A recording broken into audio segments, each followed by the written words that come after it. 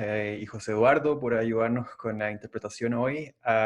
Le quiero dar la bienvenida a todas las personas que se están uniendo hoy al webinar, la crisis de los derechos humanos en las prisiones de Honduras durante el COVID. Es muy importante para nosotros esta colaboración que estamos haciendo con el equipo de reflexión, Eric de Honduras y con la Fundación San Alonso Rodríguez. Esto viene de una demanda muy específica para que podamos levantar el tema de lo que está ocurriendo en las prisiones de Honduras ahora mismo, un asunto que no queda muy manifiesto todo el tiempo para la comunidad internacional, para personas que les interesa la situación de derechos humanos en Centroamérica y para personas que están interesadas en la situación de derechos humanos en general como un asunto de principios. Para nosotros esto es una oportunidad también para, a través de la justicia del lenguaje, como estableció Silvia antes, poder establecer una comunicación directa con las personas con las que estamos trabajando en Honduras, desde la organización, el Comité de Servicio Unitario Universalista. Estamos en Estados Unidos y entendemos las relaciones y asimetrías de poder que existen, pero queremos establecer relaciones también más directas y provechosas para todas las partes. El evento de hoy va a tener 3 partes. Vamos a referirnos al asunto de la pandemia y los derechos humanos en Honduras, la crisis específica en las prisiones, y además un tema que para las personas que han seguido la trayectoria reciente del Comité de Servicio Unitario Universalista es bien importante, y es el de los prisioneros en Guapinol, de las personas que están en prisión preventiva allí. Vamos a tener también al final probablemente 30 minutos para preguntas y respuestas. Por favor, hagan sus preguntas a través del chat de Zoom.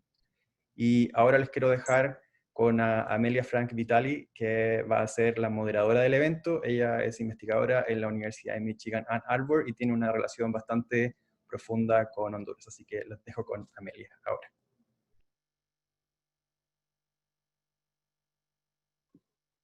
Ahora sí, ¿verdad? Gracias. Muchas gracias, Leonardo. Gracias a todos por estar aquí con nosotros hoy.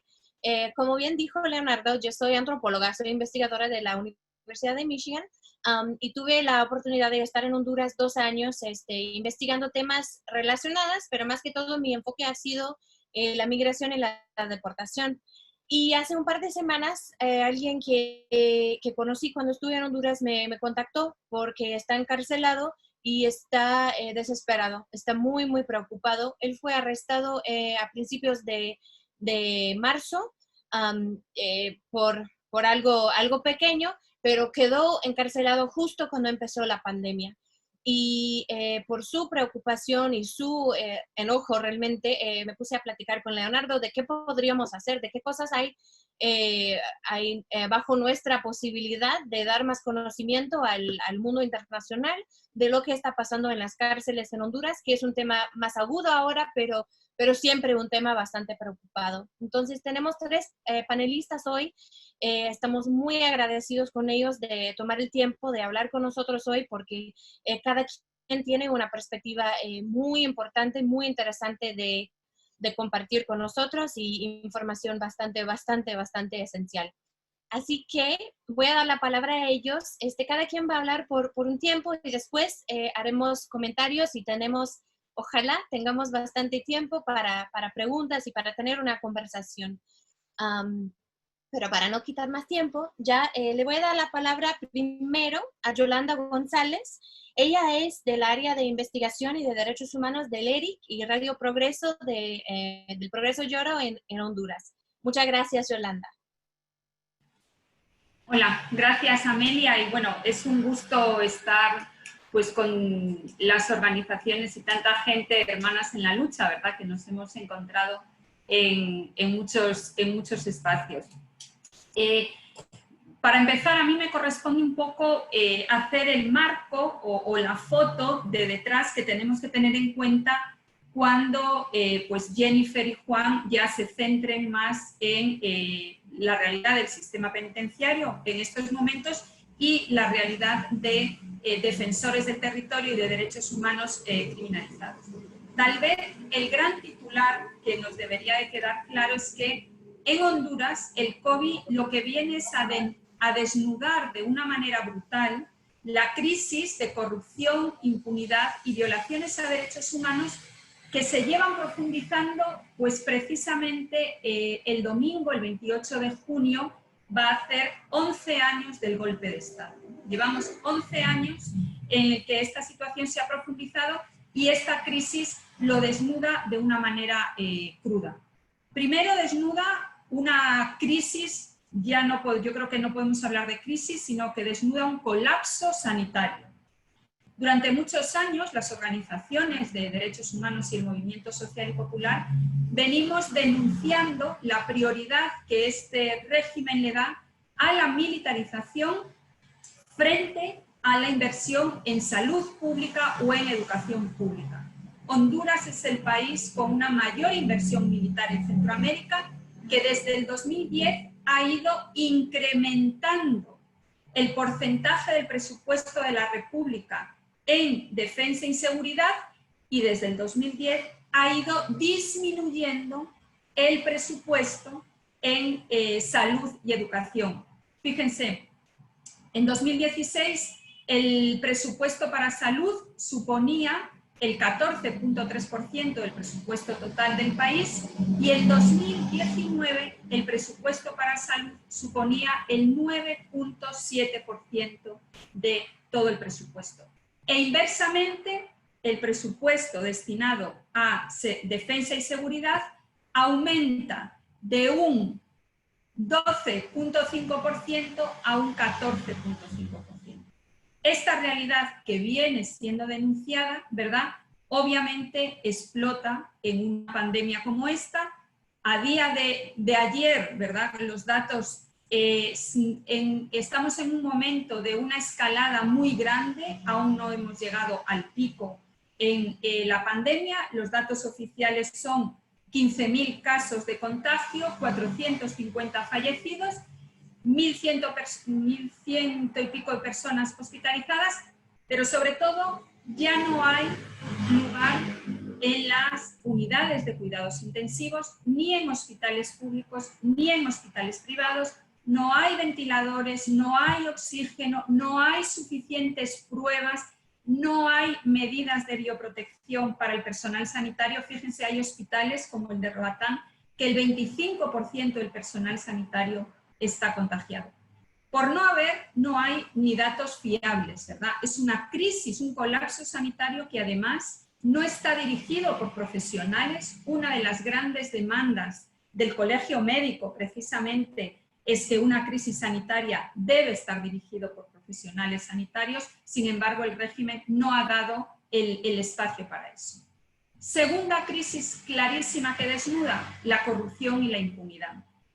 También esta corrupción e impunidad no aparece con el COVID, según justo empezábamos el año 2020 con el índice de transparencia internacional, en el que sitúa a Honduras en un ranking del país número 146 de 180 países en niveles de corrupción. Según informes de organizaciones especializadas en Honduras, se estima que la cantidad de dinero que se pierde por corrupción estimada ha ido aumentando desde el año 2014, de manera que en 2018 la cifra estimada de dinero perdido por corrupción es de 2.600 millones de dólares. Esto supone casi un cuarto de todo el presupuesto nacional de la República. El presupuesto de Honduras es más o menos 10.000 millones de dólares. ¿Sí? Son presupuestos pequeños porque somos un país de 9 millones de habitantes.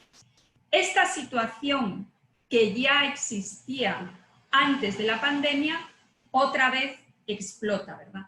Todos los casos de corrupción que se han ido revelando, que instituciones y medios de comunicación serios, como Contracorriente, como Radio Progreso, como el Consejo Nacional Anticorrupción y otros han ido revelando, apuntan a que el régimen de Juan Orlando Hernández y las élites alrededor de este régimen se han aprovechado de esta crisis para llenar sus arcas personales y para proteger sus cuotas de poder a costa de la vida de la gente. Fíjense, Honduras es el país centroamericano con más presupuesto para la pandemia. No es una cuestión de dinero, ¿verdad? Se han calculado aproximadamente casi 4.000 millones de dólares destinados a atender esta emergencia entre fondos aprobados por el presupuesto nacional, donaciones, autorizaciones para adquirir nuevos préstamos, financiamientos externos. Sin embargo, todos los días amanecemos con datos e informes que destapan compras sobrevaloradas, compras de insumos médicos que se adjudicaron por favoritismos políticos, compras de ventiladores que no llegan o que van a hospitales privados. El más reciente, en eso estamos ahora, la supuesta estafa por la compra de hospitales móviles por un valor de 47 millones de dólares. Todos los días aparecen nuevos casos. Quien no aparece es el fiscal general de la República, por ejemplo, para accionar ante estos casos.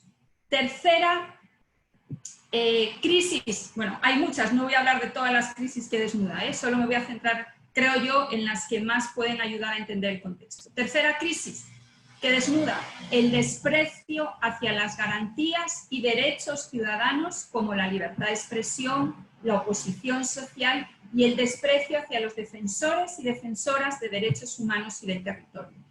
Los estados de emergencia y de excepción han sido, bueno, muy fuertes. Seguimos en un toque de queda absoluto. La ciudadanía, para que se hagan una idea, podemos circular una vez cada 15 días, más o menos, pero esto ha supuesto una limitación de garantías y una restricción desproporcionada, ¿verdad?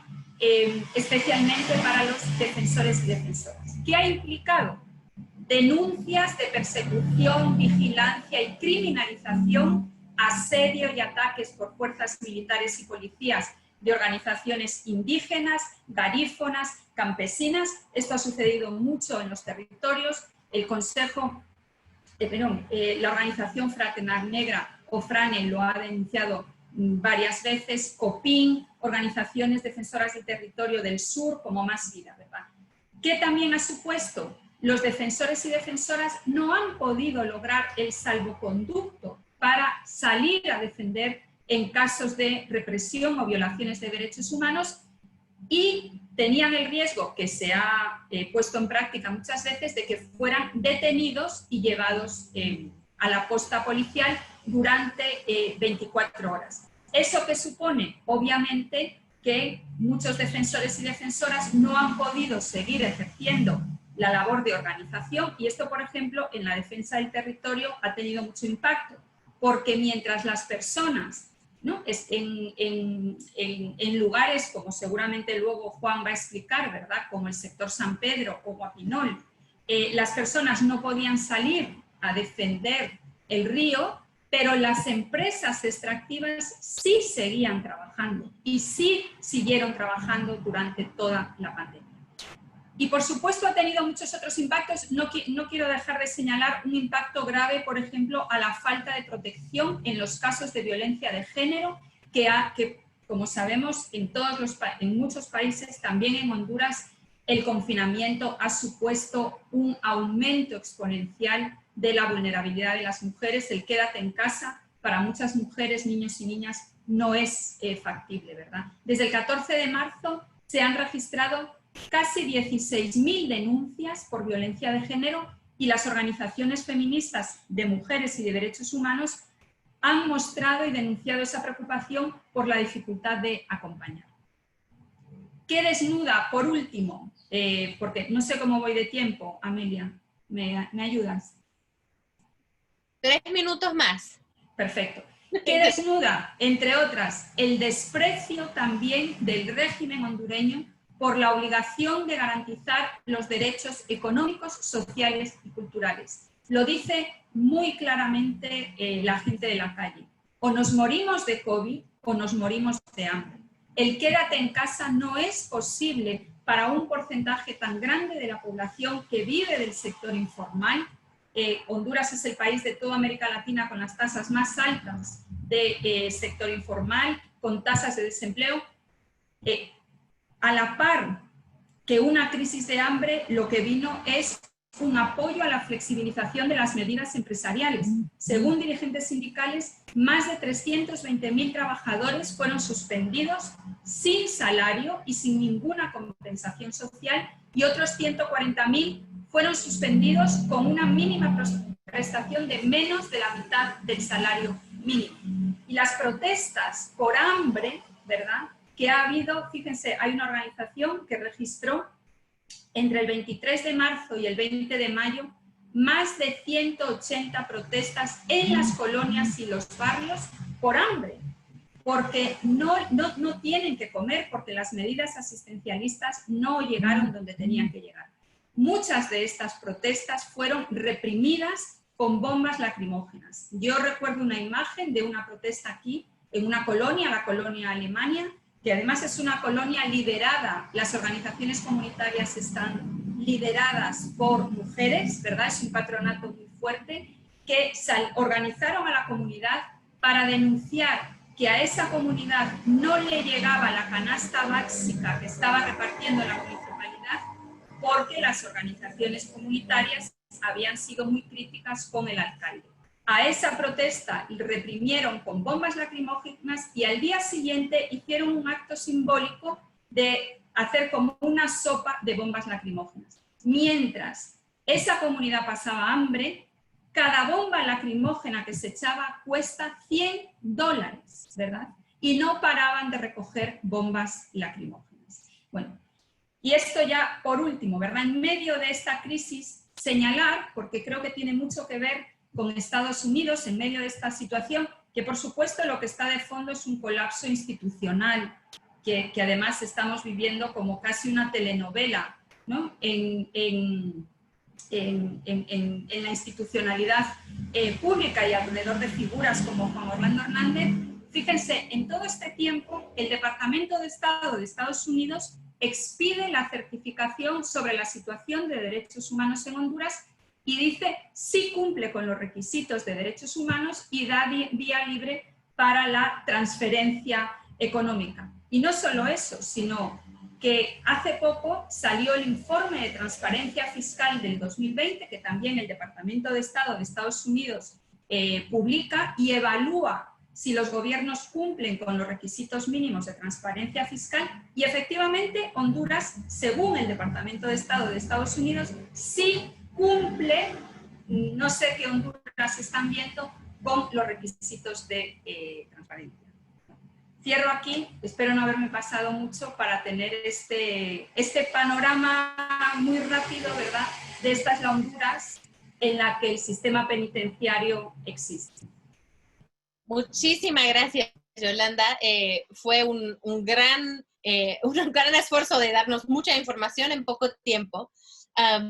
De hecho, algunos comentarios de la audiencia, de aquí adelante, si podemos hablar un poco más despacio para los compañeros que tal vez hablan español, pero necesitan un poco más que hablemos un poco más lento. También voy a intentar hacerlo. Muchas gracias. Ahora vamos a dar la palabra a Jennifer Ávila.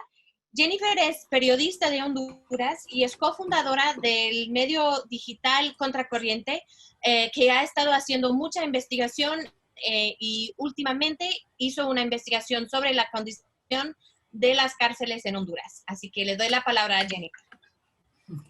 Gracias, Amelia. Y bueno, sí, contarles un poco, Honduras tiene un sistema penitenciario con una larga historia de mal manejo, de violaciones a derechos humanos y de tragedias.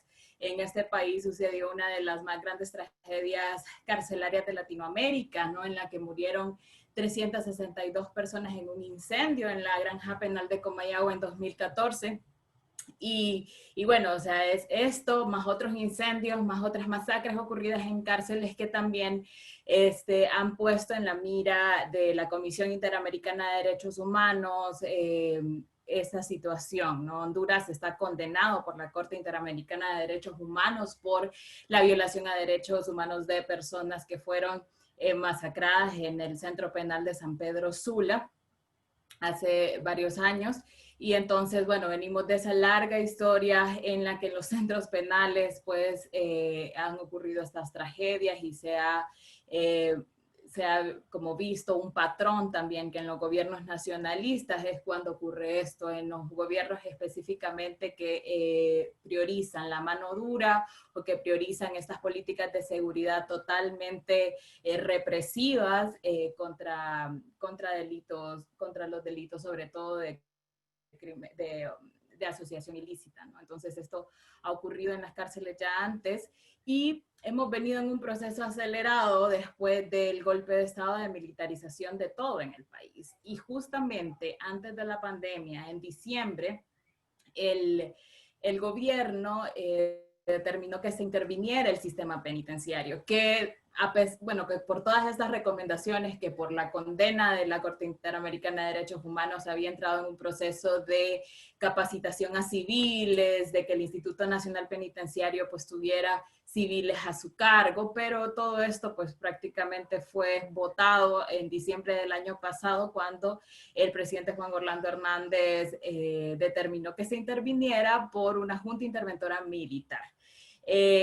La Junta Interventora Militar iba a estar por 6 meses y esto se dio pues justamente porque en las cárceles de máxima seguridad, que también ese mismo gobierno ha promovido con apoyo de Estados Unidos, habían ocurrido ya algunos asesinatos de personas ligadas al crimen organizado, pues con bastante importancia en este mundo, ¿no? Entonces, en el mundo del crimen organizado. Entonces, sucedieron esto y la excusa fue justamente esa para poder intervenir con una junta interventora militar que iba a durar hasta junio. O sea, todavía hay incertidumbre porque debería realmente terminar su mandato ahorita en junio, pero nada de lo que la junta interventora militar debía hacer realmente lo hizo, ¿verdad? Cada mes la junta interventora militar debía rendir un informe público sobre lo que había hecho en la reforma del sistema penitenciario, pero eso no ocurrió. Luego llegó la pandemia y aquí es donde entra pues todavía la mayor dificultad, ¿no? Al ser militares los que están interviniendo en las prisiones, los que están manejando el sistema penitenciario, la información sobre lo que está sucediendo ahí dentro es cada vez más cerrada, ¿no? Y eso es algo que no solamente vemos en el sistema penitenciario. En Honduras muchísimas instituciones están intervenidas, incluso tenemos hospitales intervenidos en los que las fuerzas militares son una parte de esa intervención. Eso sucede en el norte del país, en el Hospital Mario Catarino Rivas, por ejemplo.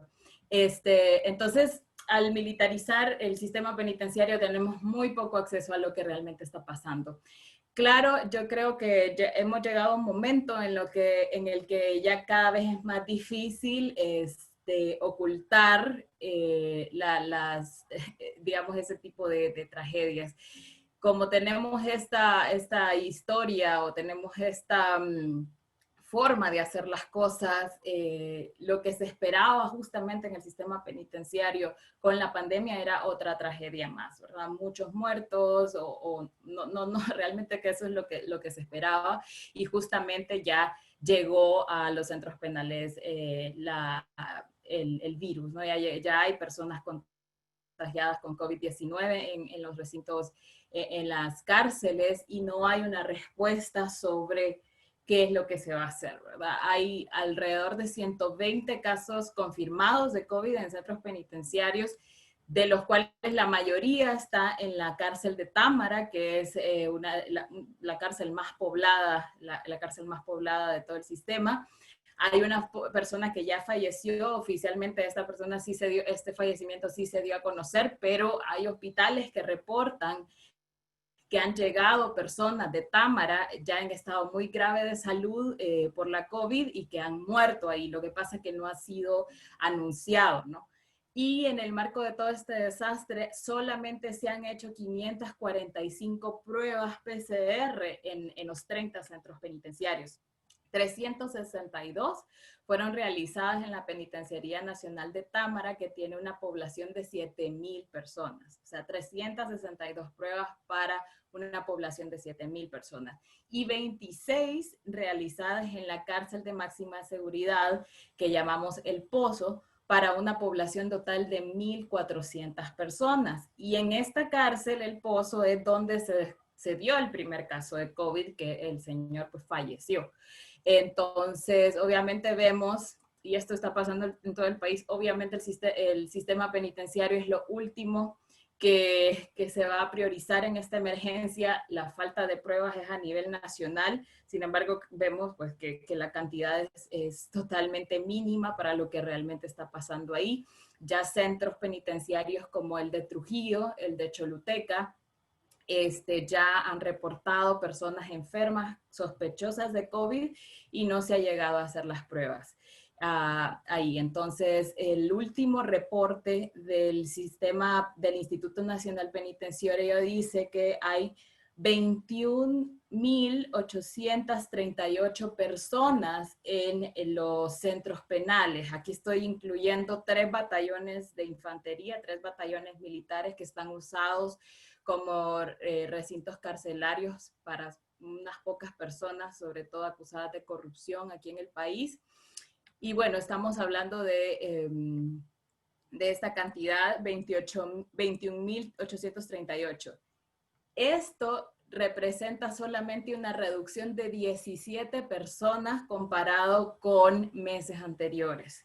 Y esto lo quiero anotar muy bien porque cuando inició la emergencia el 31 de marzo, siguiendo las recomendaciones del Subcomité Internacional para la Prevención de la Tortura de Naciones Unidas, el Comité Nacional de Prevención de la Tortura presentó un recurso de habeas corpus humanitario para pedir la liberación de 6,243 personas que se consideran vulnerables al virus. La Sala de lo Constitucional no respondió, pero el Poder Judicial, al 5 de mayo, había emitido resoluciones ya, o sea, en abril ya se habían emitido resoluciones de preliberación para 1,087 personas. La mitad de esas personas ya gozaban del beneficio de preliberación, pero no había sido emitido este beneficio. 212 ya debían haber estado en libertad condicional y no habían sido liberadas. 185 eran conmutaciones, personas que pudieron pagar una fianza por su libertad, y 64 que ya habían cumplido una pena. De esos también habían 32 menores de edad y una persona con enfermedad terminal. También esto nos mostró otro problema que tenemos arrastrando desde hace muchos años, que es la mora judicial.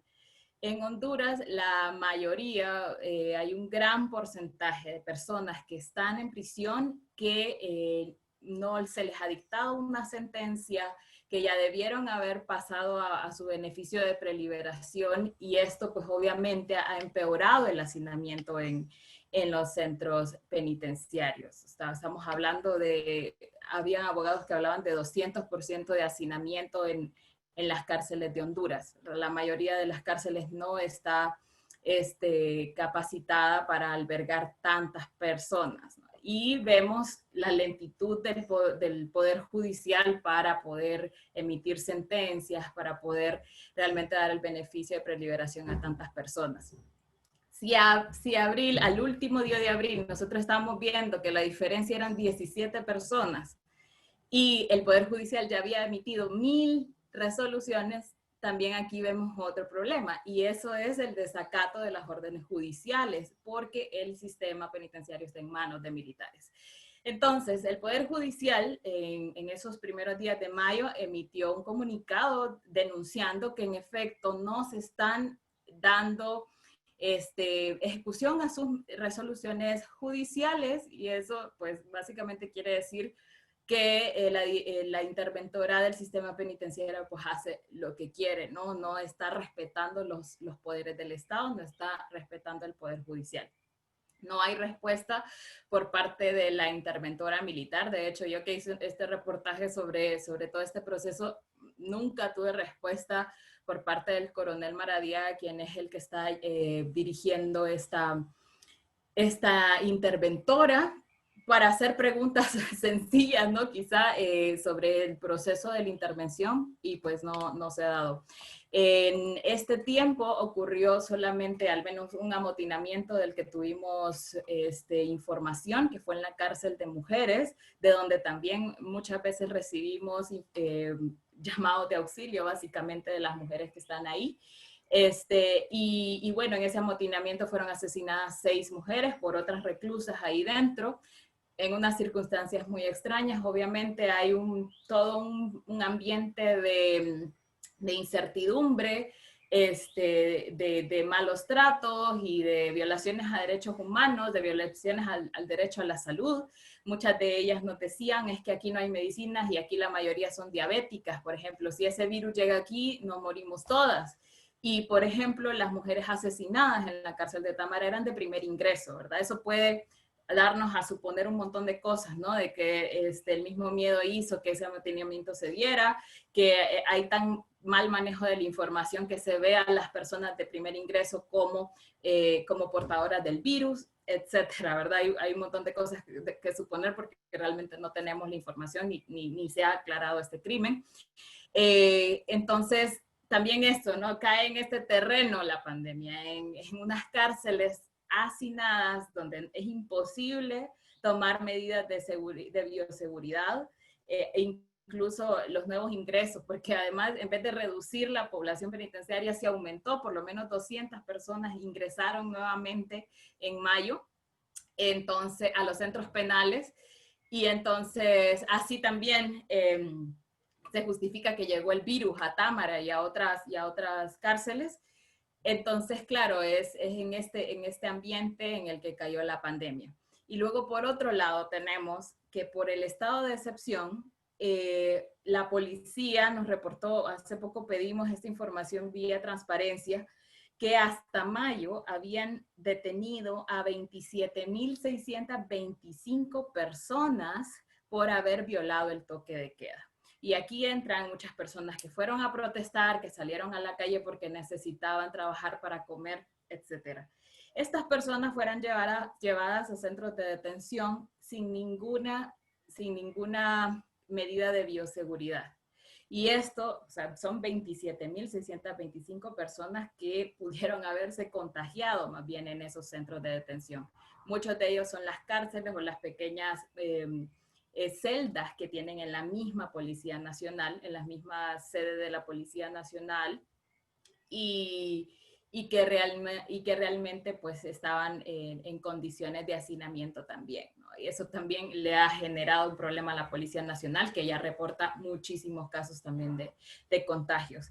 Entonces, esta es la situación del sistema penitenciario hondureño. Estamos pues con muy poca información de lo que está pasando y obviamente pues también estamos viendo que hay una nueva tragedia que se está avecinando en las cárceles hondureñas. Jennifer, muchas gracias por esta información, por el contexto de los centros penales.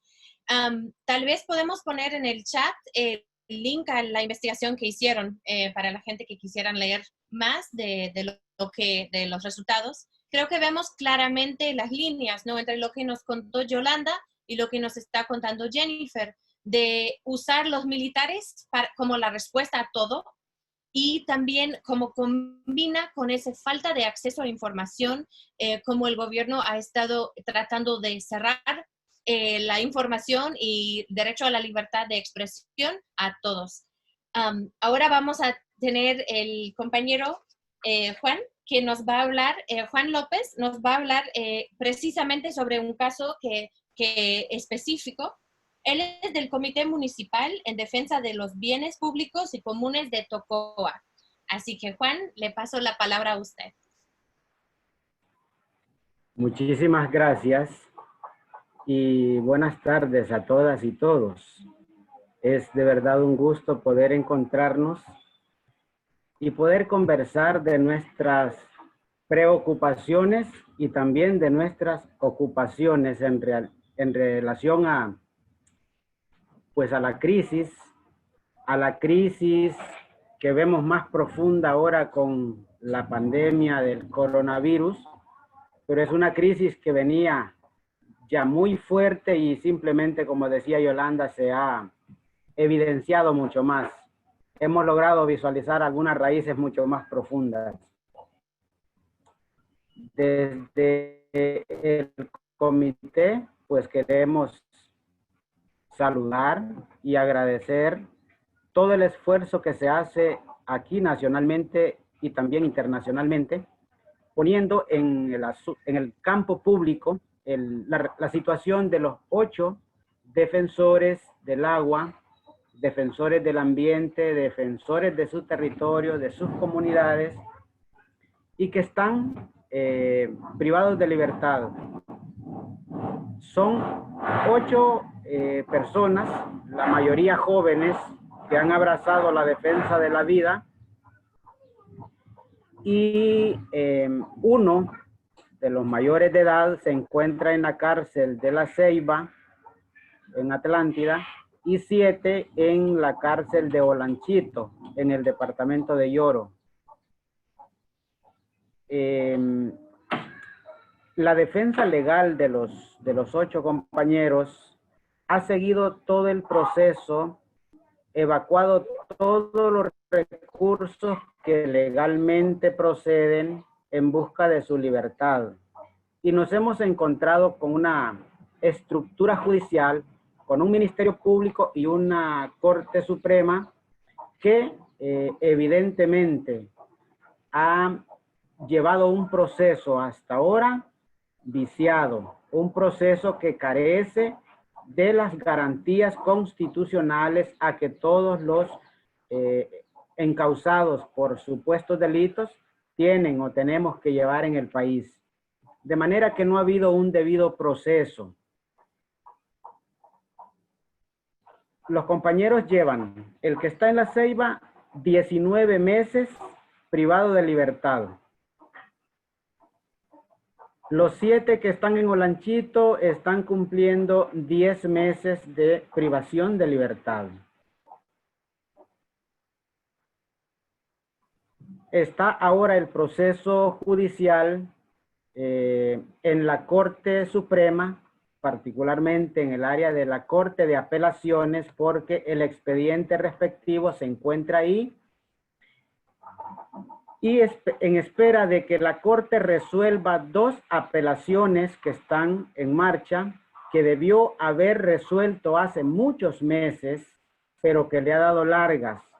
Se ha vuelto insensible, digamos, a este proceso de los defensores, puesto que incluso la Corte resolvió hace unas 3 semanas un habeas corpus presentado el 19 de marzo de este año, un habeas corpus que debió resolver en cuestión de horas, lo resolvió alrededor de 2 meses después.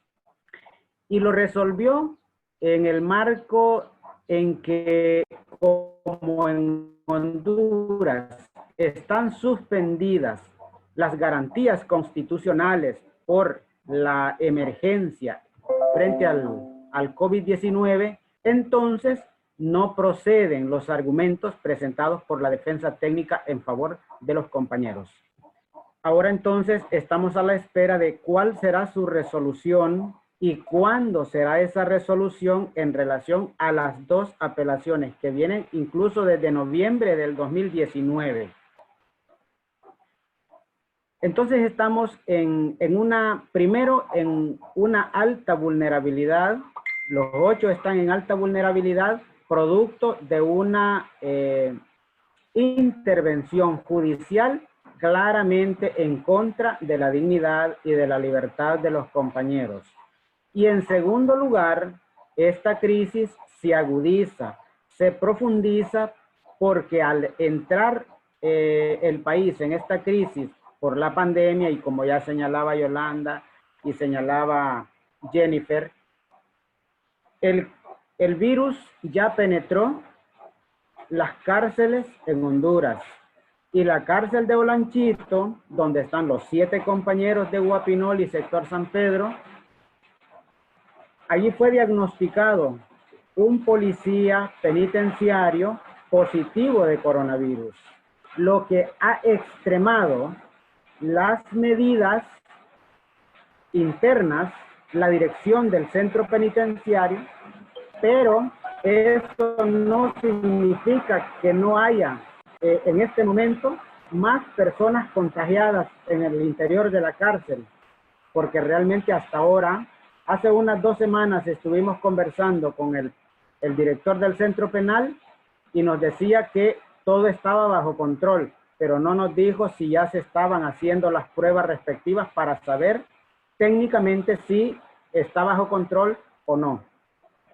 Nos preocupa porque incluso la cárcel de Trujillo, aquí en el departamento de Colón, según nos dicen, alrededor del 80% de los recluidos son sospechosos. Incluso el día de ayer en la mañana murió uno en la cárcel de Trujillo, producto de este virus.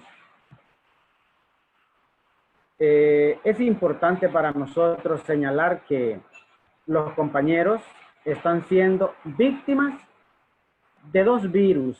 El virus del sistema judicial, que parcializa la aplicación de la justicia a favor de los grandes intereses empresariales y en contra de los defensores, y el virus, el COVID-19, que también amenaza. Unidos los 2 virus, entonces los compañeros están en la más alta desprotección y vulnerabilidad. Ellos están ahí, pues por un proceso llevado en busca de proteger su río San Pedro y su río Guapinol. Digamos que el virus de los capitales ha afectado profundamente porque han entregado zonas protegidas, el Parque Nacional Montaña Botaderos, donde nacen ambos ríos, y bajo un proceso de corrupción en una cadena de actos delictivos administrativamente, han llegado hasta tener entonces el control del territorio, el control de la dignidad de los compañeros que están encarcelados, el control de las cárceles y el control de la movilidad pública. Para nosotros ha sido muy difícil estos meses poder luchar por la libertad de los compañeros, puesto que estamos confinados en nuestras casas, mientras la empresa Inversiones Los Pinares y la empresa Inversiones Ecotec sí siguen trabajando y profundizando sus exploraciones y explotaciones en el área del Parque Nacional. Eso es a grandes rasgos la situación en que se encuentran los compañeros defensores del agua de Guapinol y el sector San Pedro. No sé si van a haber alguna pregunta después o tengo otros minutos. Sí, usted tiene 5 minutos más, si quiere seguir o empezamos con preguntas, como usted quiera. Me gustaría si empezamos con preguntas. Vaya pues, muchas gracias. Pues les agradezco a todos ustedes por compartir de sus conocimientos y sus trabajos y lo que han vivido. Antes de abrir, solo quería hacer un comentario breve, que creo que para las personas que nos están escuchando, que tal vez no están familiarizados con cómo funcionan las cárceles en Centroamérica, bueno, en Honduras en particular, creo que, como mencionó Yolanda, ¿verdad? De cómo todo se desnuda con esta crisis ahora. Otro tema de las cárceles ahí, a diferencia de las cárceles en Estados Unidos, que cuando uno está privado de la libertad, esta persona depende mucho de los contactos con las personas afuera de la cárcel para las cosas básicas, para papel higiénico, para comida a veces, para pasta de dientes, para muchas cosas, para dinero, para poder contactarse con la gente afuera, para todas las cosas que permite a uno tener un poco de dignidad dentro de la cárcel. En Honduras se depende de familiares o conocidos que están afuera de la cárcel. Así que cuando la pandemia empieza y el Estado lo utiliza para cerrar completamente la gente que está adentro de la gente que está afuera, también agudiza una situación de derechos humanos muy, muy fuerte para las personas privadas de libertad, porque sin acceso a estos contactos, a recibir visitas que traen cosas, pues ya no cuentan con esta forma de tener cosas bien básicas. Así que una crisis sanitaria ya es aún más fuerte por esta estructura que existía desde antes. Bueno, solo quería agregar eso para dar un poco de contexto cómo está diferente el sistema en sí allá que acá, aunque no podemos decir que no haya problemas con el sistema carcelario acá también. Bueno, gracias a ustedes tres por compartir de su experiencia. Vamos a abrir ahora para preguntas. Hay varias, pero creo que podemos empezar con una pregunta que surgió varias veces, que es un poco general, lo cual es, ¿qué tipo de apoyo es más necesario ahora desde el extranjero?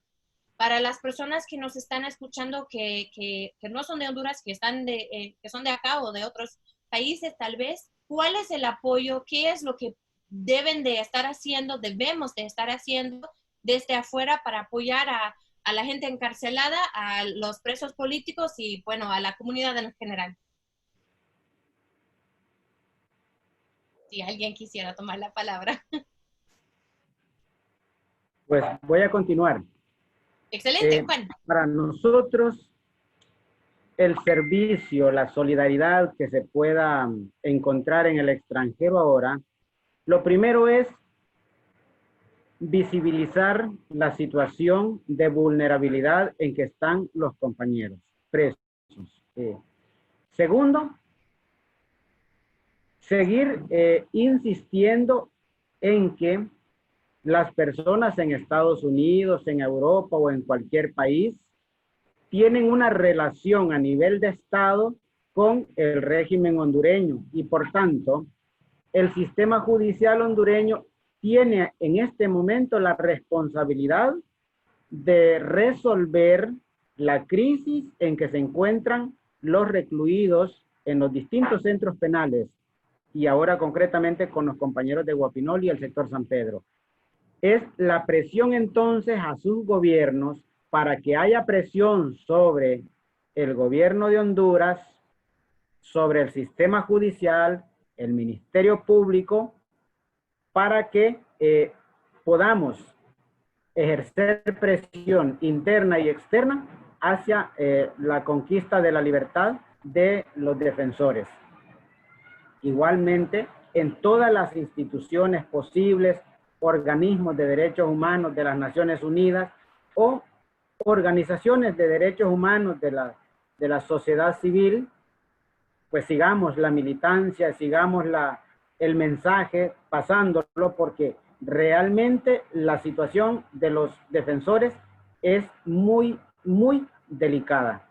Por eso nosotros apelamos a que todos levantemos la voz desde donde estemos y en las condiciones que podamos para meter presión sobre el sistema judicial. Es en la Corte de Apelaciones donde está el expediente y son ellos quienes tienen que resolver, ojalá, lo más pronto posible, pero depende de nuestra presión. Muchas gracias, Juan. Jennifer, ¿sí? Sí, no, solo quería agregar a lo que Juan decía, que hay que tomar en cuenta que, por ejemplo, todas estas políticas de seguridad represivas son apoyadas por el gobierno de Estados Unidos. De hecho, las cárceles de máxima seguridad, que aquí se llaman El Pozo y La Tolva, y hay una también para menores de edad, fueron hechas en el tiempo en el que se está hablando del plan de la Alianza para la Prosperidad, y son como acciones pedidas a los gobiernos para que encarcelen a pandilleros, ¿verdad? Sobre todo las cárceles de máxima seguridad fueron hechas para personas acusadas de los delitos de asociación ilícita. Y con esto, el gobierno de Honduras obviamente presenta unos resultados falsos al gobierno de Estados Unidos para poder seguir recibiendo mucho dinero y legitimar su gobierno y poder ejercer este tipo de acciones o proyectos, ¿no? Al final, las cárceles de máxima seguridad, y bueno, está el ejemplo de Juan y los compañeros y sus compañeros de Guapinol, pero también los presos políticos de la crisis postelectoral en 2017. Muchos de ellos fueron a dar a las cárceles de máxima seguridad acusados por asociación ilícita ilícita, cuando fue evidentemente un escarnio por parte del gobierno de Juan Orlando Hernández por haber protestado contra el fraude electoral. Entonces, para que veamos, bueno, primero no funciona, además, aunque encarcelés a un buen número de pandilleros en estos centros de máxima seguridad, no se acaba el problema de la violencia en las calles de Honduras. Y creo que hay una oportunidad también para que la gente, o sea, la ciudadanía en Estados Unidos sepa en qué se está invirtiendo, en qué políticas de seguridad para frenar la migración se está invirtiendo esto en el Triángulo Norte, ¿no? Y que al final está más bien golpeando muy duramente el país y está empeorando la situación de violación a los derechos humanos. Entonces, bueno, eso tal vez agregar. Una cosita más, Amelia. Sí, Juan. Es que como estamos en una campaña contra otra campaña, es decir, el Estado de Honduras y la empresa que nos ha denunciado y nos tiene en esta situación, ha llegado hasta el gobierno de los Estados Unidos con el mensaje de que los hombres presos que son de Guapinol y el sector San Pedro son criminales. Incluso porque han acusado a las 32 personas que estamos en estos expedientes del delito de asociación ilícita, que es un delito vinculado para grandes criminales que están vinculados al narcotráfico y a otras estructuras criminales. Sin embargo, en el expediente respectivo, allí están las constancias de la Procuraduría General de la República que dice que no es cierto, que son personas que han protestado en defensa del agua. Ahí está la constancia misma de la Secretaría de Derechos Humanos a través del Mecanismo Nacional de Protección que especifica y que reconoce al comité y a los compañeros que están privados de libertad como organización y como defensores y defensoras de derechos humanos. Ahí están las notas del Comisionado Nacional de Derechos Humanos. Es decir, el Estado, por un lado, a través del sistema judicial, acusa y por otro lado el mismo Estado dice que no es cierto. Hay una contradicción técnico-jurídica que el Estado de Honduras debe resolver hacia adentro.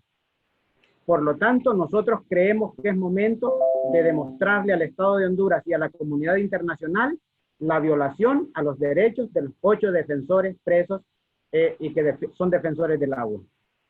Muchas gracias. Gracias, Juan. Tenemos muchas preguntas sobre más detalles sobre las personas de Guapinol, pero primero quiero hacer, hay una pregunta para Yolanda y Jennifer tal vez, ambas. ¿Cuál es la situación de las mujeres trans que están encarceladas en Támara? ¿Alguna de ustedes tendría algo de información sobre esta situación? ¿No? No, la verdad no. Hay muy poco contacto ahora con Támara.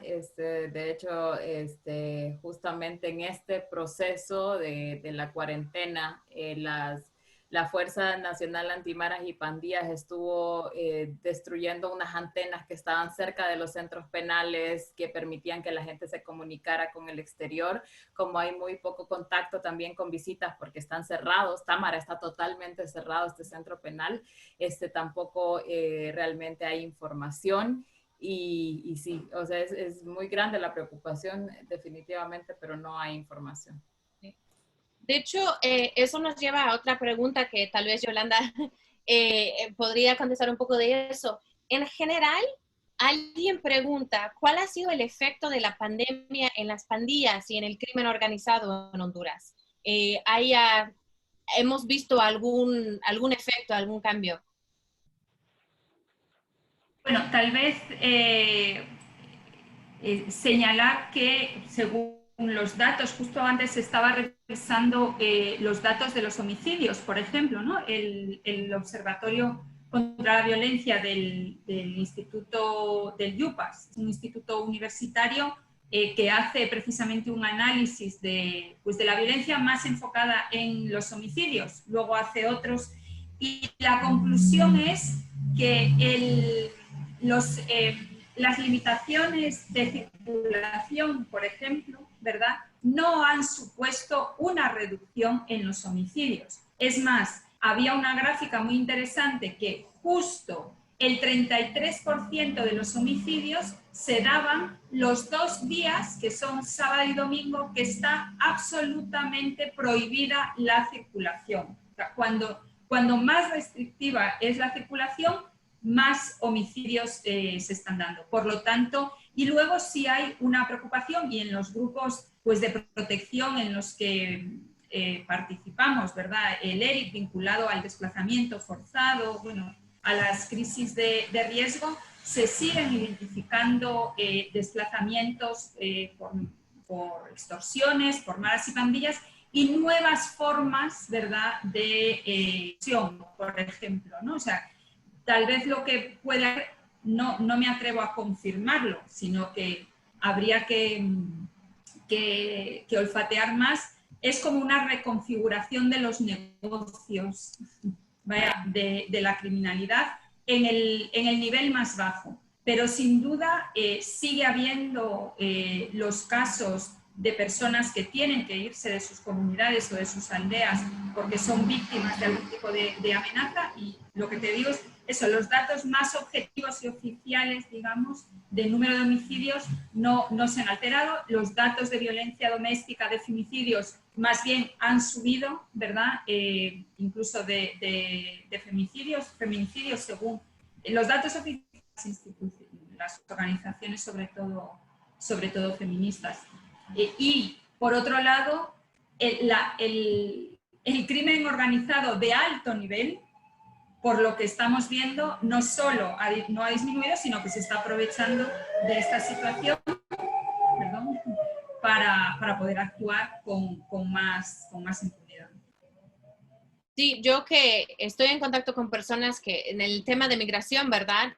Hay mucha gente que siguen preguntando, que siguen diciendo que yo ya no puedo acá, ya me voy, buscando la forma de hacerlo, porque no, pues no ha parado, ¿verdad? Tenemos una pregunta para ustedes. ¿Se puede confiar en el CNA? La persona dice que si también son parte del gobierno, si es realmente algo contra la corrupción o es pantalla. ¿Qué piensan ustedes sobre el CNA? Y tal vez pueden explicar qué es el CNA antes de decir.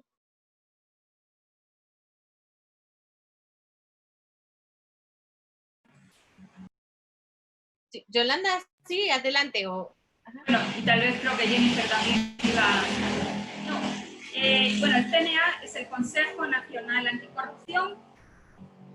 No es exactamente, o sea, es una institución sí creada por ley, pero supuestamente es independiente del gobierno, ¿verdad? Y formada por diferentes representantes de sociedad civil en un sentido amplio.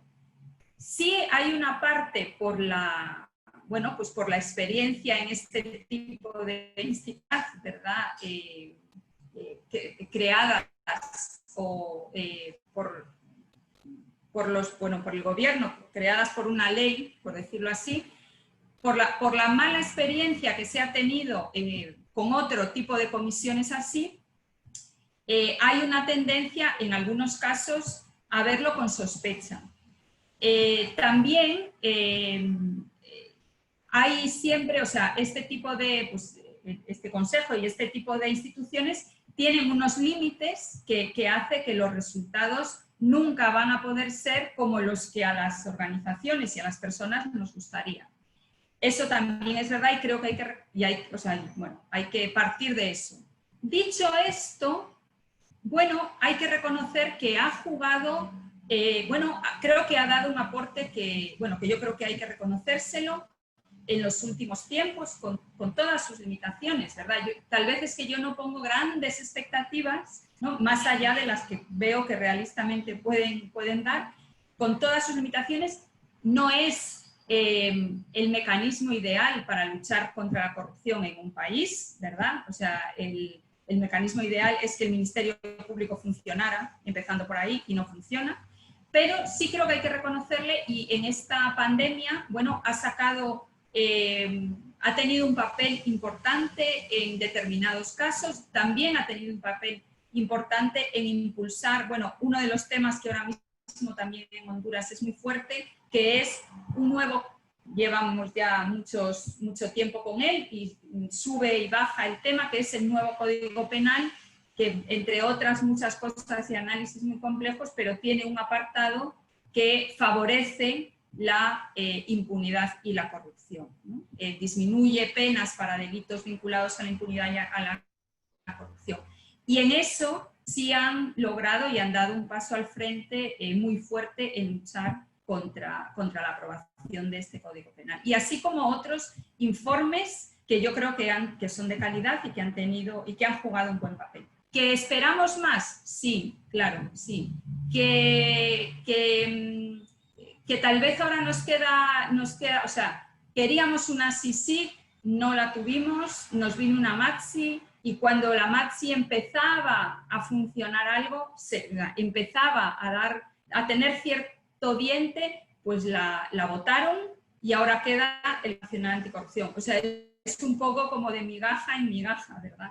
Pero bueno, dicho eso, yo creo que hay que también en este contexto valorar su aporte. Pero Jennifer creo que cuando yo iba a darle al botón...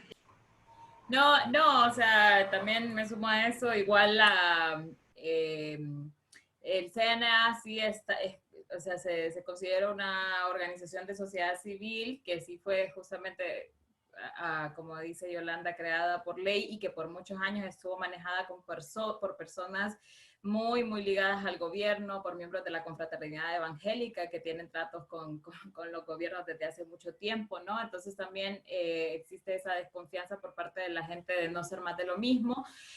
Sin embargo, sí hay algunas de sus investigaciones que no son vinculantes por lo mismo, porque no es parte del gobierno, ¿verdad? No es parte de ninguna fiscalía. El CNA, hay muchas de todas sus investigaciones, mejor dicho, no son vinculantes. Muchas las puede tomar la fiscalía y luego desarrollar un caso a partir de ellas. Por eso es muy importante, ¿no? Eso, pero por ejemplo el CNA se nutre de lo que periodistas hacemos, de lo que otras organizaciones también hacen, tienen sus propios investigadores, tienen se sostienen de proyectos internacionales, así que bueno, sí que bueno, que la confianza, o sea, yo no podría decirle en quién confiar, ¿verdad? Pero que sí es bueno que veamos la información que sacan y presionar para que el Estado o que la Fiscalía luego arme sus casos con respecto a esas líneas, ¿no?, de investigación que salen ahí. Y que sí, en efecto, yo creo que los últimos años ha sido un CNA diferente a lo que habíamos visto antes, ¿no? Tal vez eso es lo que yo podría decirles. Pues iba a dirigirnos hacia las preguntas para Juan sobre más detalles del caso de Guapinol, pero parece que lo perdimos, así que vamos a esperar hasta que vuelva. No está acá, ¿verdad? Ya está desconectado. Entonces, bueno, hay muchas otras preguntas, podemos seguir, pero ojalá que pueda volver a conectarse. Preguntan cuál es la situación de mujeres en estado de embarazo.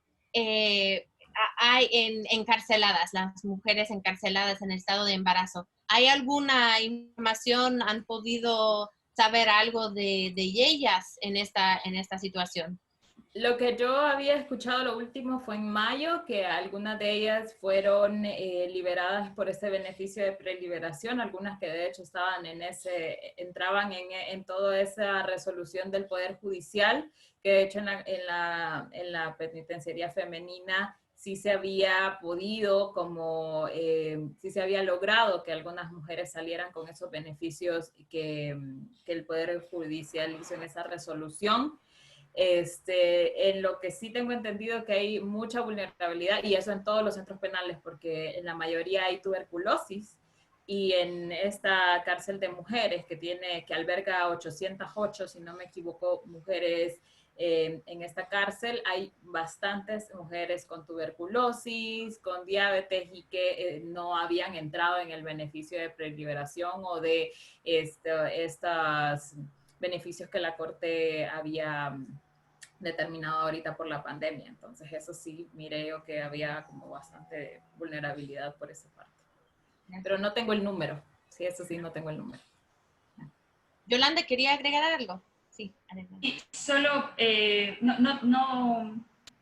relación con, no tanto con las mujeres, ¿verdad?, en este embarazo, pero tal vez yo creo que sí es importante mencionar el papel y las recomendaciones incluso que el CONAPRED, el Comité Nacional de Prevención contra la Tortura, ha hecho a partir de las visitas a los centros penitenciarios, porque me pareció que había una pregunta al inicio del todo en relación a las que efectivamente hizo el CONAPRED a Olanchito, y de hecho en el informe que hizo hace unas semanas literalmente recomienda que se revise de carácter urgente la medida cautelar de prisión preventiva impuesta a los privados de libertad, tanto de Jeremías, que está en el penal de La Ceiba, como de los otros 7 privados de libertad. Y lo que dice es por considerar que la medida cautelar de prisión preventiva debe aplicarse de forma excepcional y tomando en cuenta la actitud durante el proceso,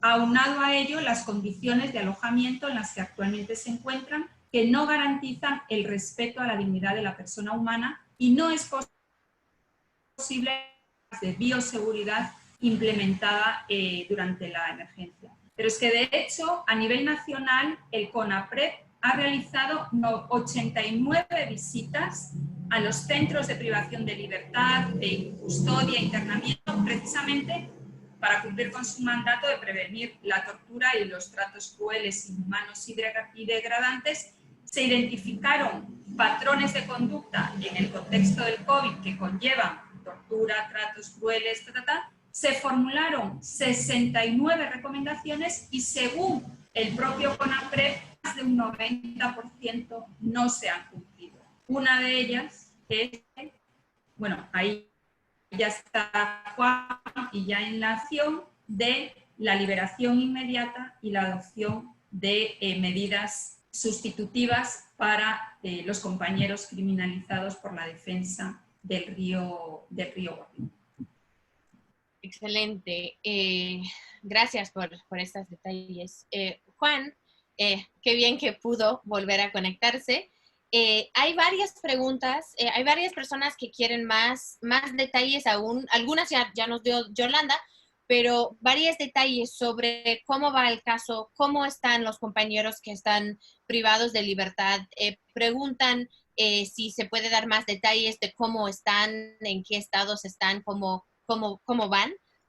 También cuáles son los resultados de las recientes visitas de diferentes organismos de derechos humanos y también que como varias organizaciones han pronunciado solicitando esa liberación, pues a quién van dirigidas estas recomendaciones y por qué no hay respuestas o cuáles, en qué quedan estas solicitudes. Así que muchas preguntas para usted.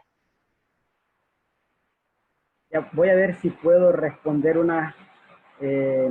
las que estén a mi alcance, porque creo que hay unas que tienen que ver con una terminología puramente técnica de abogados y eso pues conmigo no está muy bien. Pero bien, humanamente los compañeros pues sí, preocupados, un poco tristes por lo que está ocurriendo con su caso, pero emocionalmente estables. Estuve con ellos hace 2 semanas adentro de la cárcel, aprovechando que nos acompañó la responsable del comisionado nacional de Tocoa, y entramos a la cárcel y estuve conversando con el grupo. Del comité habíamos 2 personas y más la del 2 del CONADE, y estuvo también el director del centro penal. Una conversación muy abierta y tratando de ver todos los ángulos de la realidad en que están. Creo los compañeros los sentí muy estables, en espera de una resolución favorable. Luego, una semana después volvimos, pero no pudimos entrar porque fue el momento en que fue diagnosticado el el policía penitenciario y las medidas eran más extremas y para nosotros también era un poco irresponsable querer entrar. Bueno, ¿a quién deben llegar las peticiones, los mensajes? Yo creo que es importante indicar que deben llegar al Ministerio Público por cuanto es el acusador y se ha aferrado tanto en sostener una acusación sobre personas a las que no les puede demostrar. Y digo, por la naturaleza de nuestra lucha, no podrá el Ministerio Público demostrarnos que somos responsables de eso. A los que están ahora privados de libertad, no les podrá demostrar esos delitos. Deben llegar esos mensajes a la Corte Suprema, porque en la Corte de Apelaciones está el expediente y ellos tienen la responsabilidad de resolver. Deben llegar, por supuesto, a la Secretaría de Derechos Humanos. Debe llegar, por supuesto, al Comisionado Nacional. Y creo que en lo humano también debe llegar a los familiares, a las hijas, a los hijos, a las esposas, a los hermanos, a las mamás, a las hermanas. Pues creo que la solidaridad en tiempos donde se universaliza la violencia y el desprecio a la vida, hombre, tenemos que universalizar la solidaridad. Y creo que en ese sentido debemos empujar este proceso de defensa de los compañeros. No sé si había una pregunta que se me escapó entre tantas que me mencionaste. Creo que nos dio una buena respuesta. No sé si ustedes quisieran agregar algo sobre este panorama. Me están preguntando. Sí, Yolanda.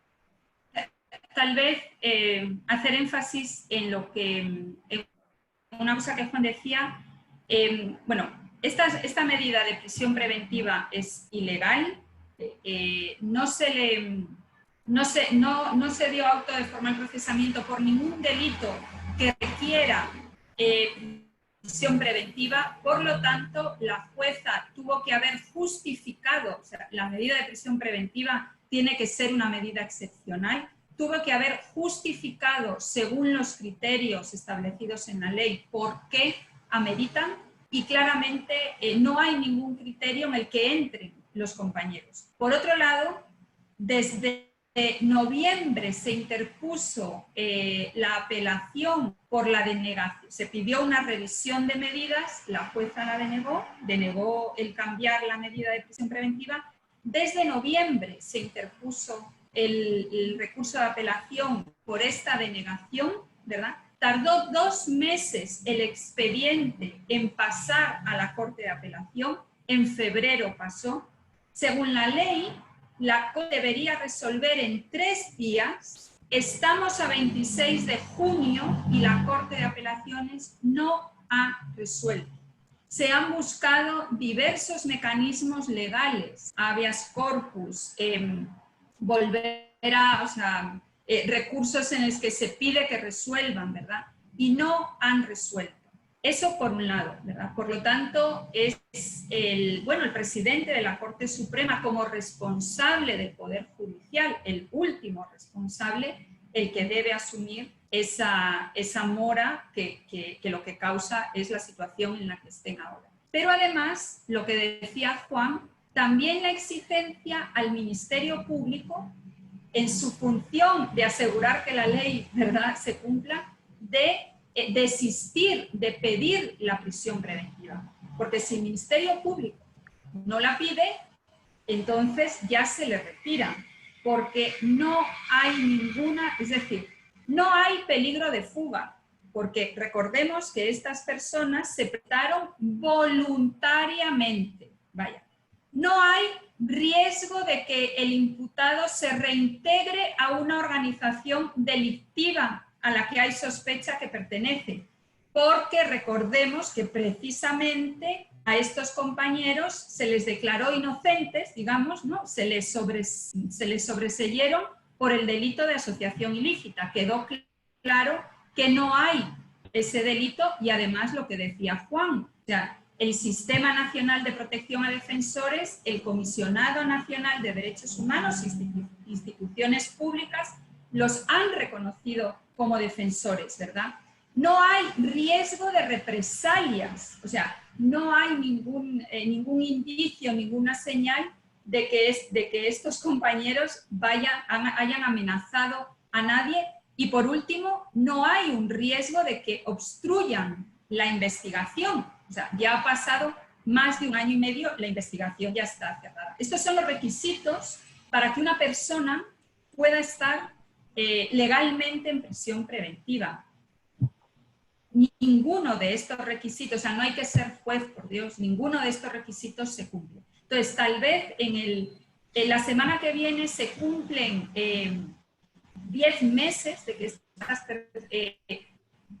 el comité, junto con muchas organizaciones aliadas, están preparando o están pensando precisamente qué llamada a la acción concreta, ¿verdad? Pedir en este momento, como decía Juan, lo primero es no olvidarse de este tema, tener siempre el dedo en la llaga. Entonces, más bien es animarles a estar muy pendientes de pues página de Facebook de Guapinol Despierta, en Radio Progreso, los unitarios, Share, muchas organizaciones en Estados Unidos que han acompañado y que seguramente se harán eco de estos llamados a la acción que dentro de poco se harán. Porque, bueno, febrero, marzo, abril, o sea, desde noviembre, diciembre, enero, febrero, marzo, abril, se han intentado muchas acciones legales que no dan, parece, así el comunicado de varias organizaciones hondureñas vinculadas precisamente a los derechos de la población penitenciaria, bueno, lo que manifestaban era la preocupación, incluso en el COVID, ¿no?